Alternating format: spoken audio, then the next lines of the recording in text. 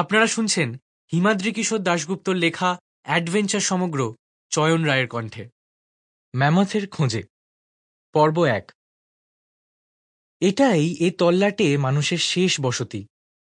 তারপর যত দূর চোখ যায় দিগন্ত বিস্তৃত তৃণভূমি, উন্মুক্ত প্রান্তর, যা গিয়ে মিশেছে মাউন্ট কিনিয়ার বুকে, যে পাহাড়ের জন্য এদেশেরও নাম হয়েছে কিনিয়া। গ্রাম বলতে তৃণভূমির মাঝখানে ধানের মড়াইয়ের মতো দেখতে গোটা 10 পাতার কুঁড়েঘর সম্মিলিত একটা জায়গা। তার চারপাশ অনুচ্চ কাঠের বেড়া দিয়ে ঘেরা।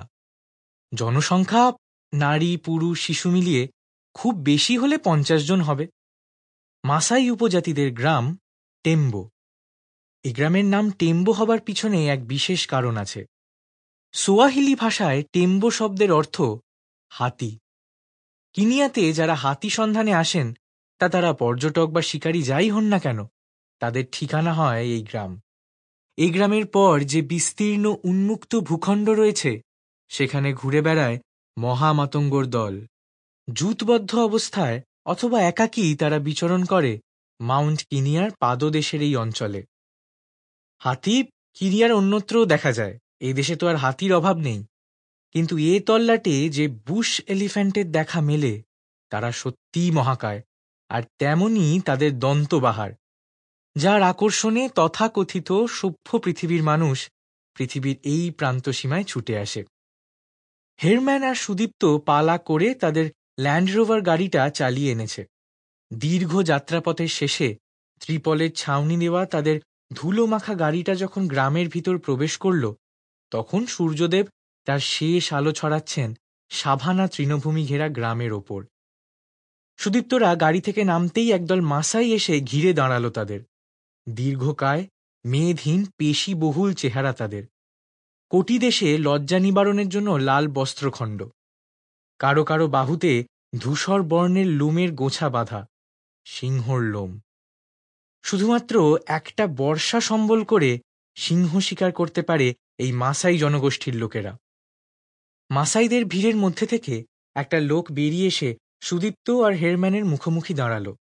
বৃদ্ধই বলা যেতে পারে লোকটাকে।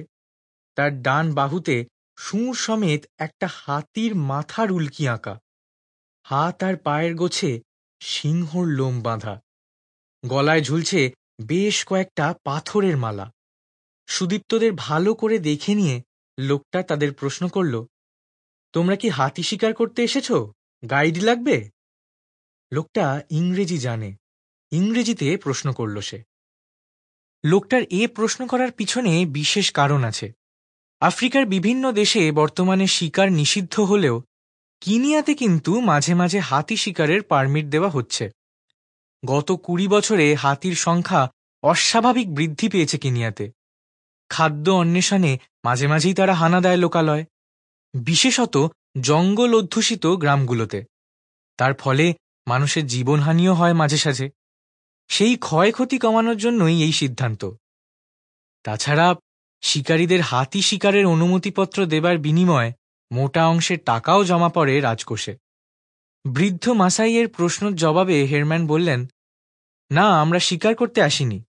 আমরা এসেছি লুমানি নামে একজনের খোঁজে, যার কথা কিনিয়া টাইমস নামের খবরের কাগজে ছাপা হয়েছে। অবশ্য কাগজে লেখা হয়েছে যে লুমানিও একজন গাইড। হেরম্যানের কথা শুনে বৃদ্ধর চোখে মুখে বিস্ময়ের ভাব ফুটে উঠল। সে বলে উঠল, আমি তো লুমানি, 30 বছর গাইডের কাজ করছি এ তল্লাটে। আমার কথা কাগজে লেখা হয়েছে বাবানা? সুদীপ্ত বলল, হ্যাঁ, লেখা হয়েছে। কিছুদিন আগে সানবার্তো নামে এক পর্তুগিজ ভদ্রলোক এসেছিলেন এখানে হাতির ছবি তুলতে। তাকে তুমি একটা হাতি দেখিয়ে একটা গল্প বলেছিলে, সেটাই তিনি লিখেছেন খবরের কাগজে। লুমানি নামের বৃদ্ধ মাসাই যেন আরও বিস্মিত হলো কথাগুলো শুনে। সে বলল, লোকটা কাগজে লিখে দিয়েছে সে কথাগুলো? হেরম্যান বললেন, হ্যাঁ, আর সে ব্যাপারেই একান্তে কিছু কথা বলতে চাই তোমার সাথে। লুমানি বলল, ঠিক আছে, আসুন। সুদীপ্তদের চারপাশের জটলাটা এবার ভেঙে গেল। পাতার Sample complete. Ready to continue?